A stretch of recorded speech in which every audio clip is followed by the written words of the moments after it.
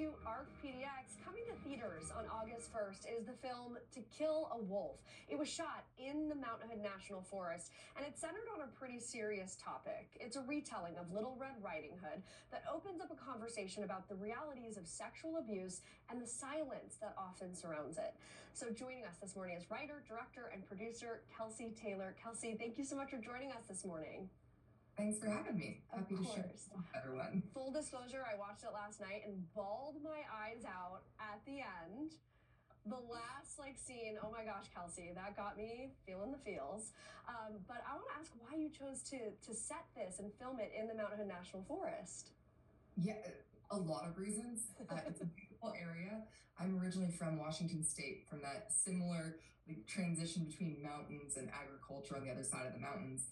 And in looking for locations, we scouted the East Coast, we scouted the West Coast, Washington, Oregon, and we're drawn to Mount Hood because the scenery is so big, it feels larger than life. It feels very magical, and this is a modern fairy tale. So we wanted to showcase that in the visuals, and the community you can't beat. You have incredible crew that are local there, people who just welcome us into our homes. So we made the right choice. I think so too. I mean, it made the film beautiful, and of course, it holds a special place in my heart. But I know you shot at places like Zigzag Inn, the Burns Feed Store, the fire department, many other locations that locals will recognize. Tell me about the process of finding and getting permission to film at these places. I mean, we got really, really lucky with a lot of our searching. We started back in 2019, and once we'd settled on that broad area, we started just knocking on doors and literally leaving notes on people's doors. And that is how we met the wonderful Josh Jarmer. That's the cabin we ended up filming at. And it was 4 years before we returned to actually make the film. Wow. Westling family is also incredible. Steph and Jason McKinnon, they owned a house that was for sale, and we were just calling real estate listings looking for an empty house, and luckily the real estate agent was like, "That's my cousin's house." Yeah, give the call. And then from there, just the ripple effects, the introductions they made. But I really can't say enough kind things about the community who said, "Yeah, you can park here, you can film in our business." Lifelong friends who've been really supportive of the film through to the end. That is so wonderful to hear.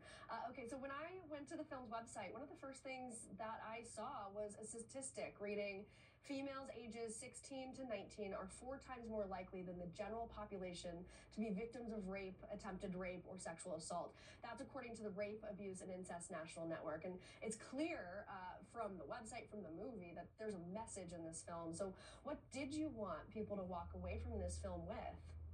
Yeah, I don't want to give too many spoilers because I hope it comes to theaters, but it truly is a modern fairy tale, and I see it as a vessel for telling our children what they should be wary of in this modern world.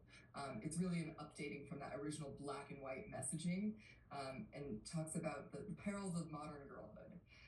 And that statistic is really horrifying. There are some really horrifying statistics once you start digging into sexual abuse, and my goal is really to shed a light on it, to bring it out into the open, and at least have a conversation starter for people to begin talking about something that is very difficult to talk about, especially within families. It's something that we need to stop hiding from. Yeah, definitely. And you've also partnered with organizations like Enough Abuse, Youthline, Covenant House, and Sapria. I hope I'm saying that right. What are you? Sapria. Oh, Sapria. What are you doing with these organizations? Yeah, this is a really cool aspect of the film that is kind of unexpected. When we set out to make it, we're like, this is a conversation starter, and now the conversation is started, and we have the support of these really amazing organizations.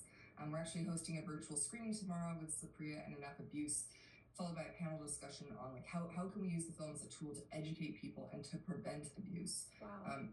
Like I said, I hope the film can be an educational tool. We have lots of people come up afterwards and say, you should get this into schools somehow. And ultimately, that's definitely a goal. But Youthline and Covenant House are involved in a slightly